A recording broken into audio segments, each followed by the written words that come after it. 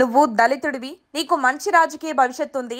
గత వైసీపీ పెద్దలు చెబితే అధికారం అండా చూసుకొని అసభ్య పదజాలంతో అప్పటి ప్రతిపక్ష నాయకులను దూషించిన బోరుగడ్డ అనిల్ కుమార్ ను పోలీసులు అరెస్ట్ చేసిన విషయం మనందరికీ తెలిసిందే. సోషల్ మీడియా వేదికగా జుగుప్సాకరమైన వ్యాఖ్యలు, దూషణలు, బెదిరింపులతో రౌడీ షీటర్ బోరుగడ్డ అనిల్ రెచ్చిపోయారు. బోరుగడ్డ ప్రస్తుతం రాజమండ్రి సెంట్రల్ జైల్లో ఉన్నాడు. అనంతపురంలోని 4th టౌన్ పోలీస్ స్టేషన్లో పలు సెక్షన్ల కింద బోరుగడ్డపై పోలీసులు కేసు నమోదు చేశారు.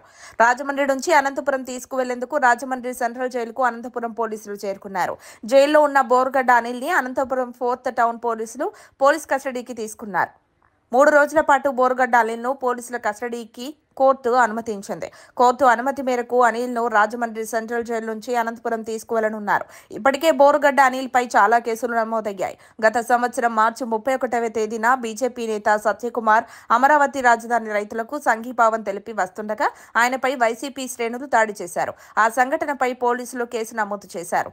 ఆ కేసులో మాజీ ఎంపీ నందిగం సురేష్ A1 గా, rowdy sheeter Borugadda Anil A2 గా ఉన్నారు. దాంతోపాటు ముఖ్యమంత్రి చంద్రబాబు నాయుడును దూషించిన కేసు కూడా బోరుగడ్డ అనిల్పై ఉంది.